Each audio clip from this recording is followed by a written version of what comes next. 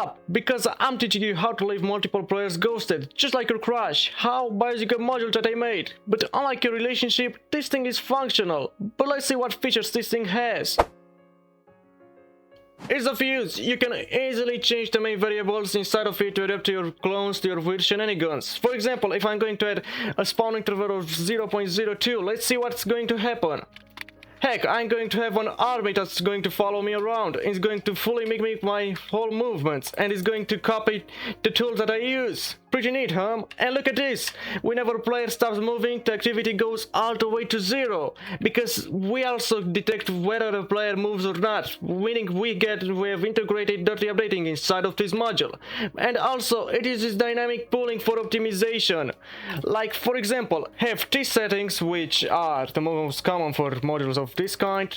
Most of the other modules are going to have a whopping activity of 6%, while mine is only going to be somewhere around 0.2. How cool is this?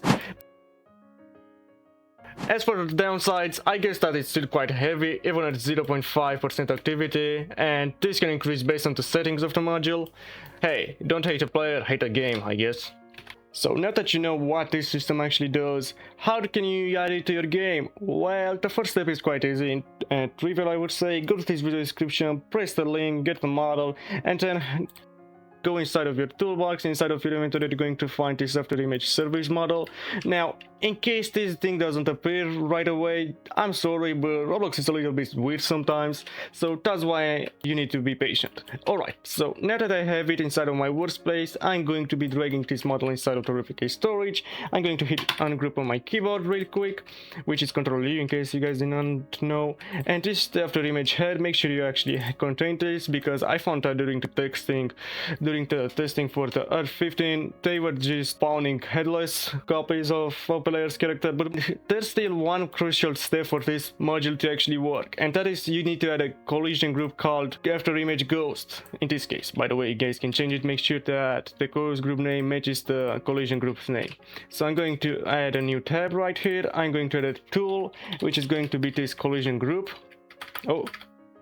Collision groups, which is basically going to be this tool that has two balls colliding with each other as their icon. Pretty interesting icon choice, Roblox. Alright, I'm going to add an AfterImage Ghost, and here's the thing, you want to make sure that it can't collide with the default and the AfterImage Ghost, or else the player is going to be stuck inside of them. Trust me, I tried. Alright, and here's the thing, it is a module script. What does that mean?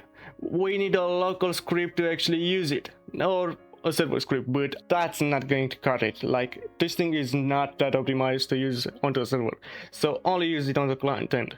Alright, so I'm going to add a local script to the starter player scripts, and what I'm going to be adding is basically a local script where if a player hits G on their keyboard, then this trail is going to appear. Damn, now that was quite fast. Anyways, and I'm going to hit this just so I can be sure that what I did worked, and yeah, it's time for the breakdown. Alright, now the most important line of code right here is going to be the AfterImage.new. What does this do? Well, it's basically going to use this function called AfterImage.new inside of the module. It's going to do a bunch of stuff, but to simply put it, it's going to create a folder with a player's name, character, and it's going to edit it inside of the workspace, inside of the main folder, you know.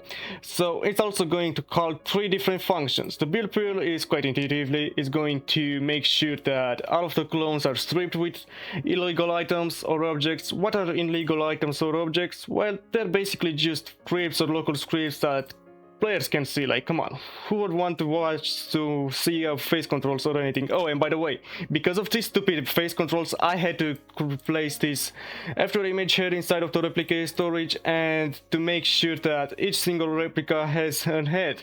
Now, in case you guys don't really want this logic to be here, it's quite easy. Just take this head template and delete this chunk of code right here with all of them new heads. But I wouldn't recommend it in case you're making an R6 game alone. Anyways, I'm getting ahead of myself. So basically the strip clone is only going to keep those objects that the other players can see and are important for the player clone. Now the set of wedges are just going to be a set of function which is just going to detect whether a player equips a new tool or gets a cool hat or he changes his skin color just like I wanted. Oh come on man. Anyways, it's going to automatically force a rebuild of the pool. Now what a start loop do is just a big loop where the system is basically going to detect whether the player moved a certain threshold. If it moved, it's going to spawn on AfterImage, which is basically just a bunch of clone parts that are going to follow the real parts, keyframe and color. And basically this function is going to tell the cloned parts where to go and is going to twin them. And yeah, that's going to happen for each single cloned part. And that's going to be the main thing. Oh, and here's the thing, it is also going to have cleanup function. Now what exactly is this cleanup function going to do? It's just going to delete a folder with all of them players. Yeah, if you guys just want to add this only for your players, you guys don't even need this function right here. Oh yeah, there we go, the cleanup. This is not really necessary. Also beware of one thing, the new and the cleanup, they all cost a lot when it comes to client. Use this as sparsely as possible. Okay, I'm going to hit the play and let's see if it works. I'm going to hit G and it does. It would be quite bad if it didn't. Oh, and by the way, you guys can play around with the settings a little bit, so I'm going to make mine something like 0.1 and let's change the material too. So I don't want smooth plastic. Let me just get, I have no idea what should I get, guys. Well, I'll let this Destiny decide, I guess. Yeah, because why not? It actually looks quite nice. There we go, and I'm going to test this with a weapon too, so let me just get a weapon right here. Yeah, so we got this as your sword right here. I'm going to place it inside of the turtle pack, and let's hit play and see if it works. Oh, and by the way, I should toggle on to script activities so you guys can see how fast it is in game. Yeah, this looks quite good, aside from the head, which is basically the mesh. If you guys have only R6, you guys can disable that chunk of code. Whoa! Yeah, as you can see, it's quite fast, and if the player stops moving, nothing is going to happen. It's still quite laggy, I will guess, but it's more of the sword rather than my character.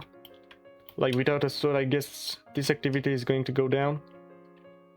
Oh yeah, it actually goes. And yeah, that's going to be the AfterImage service tutorial. See you soon!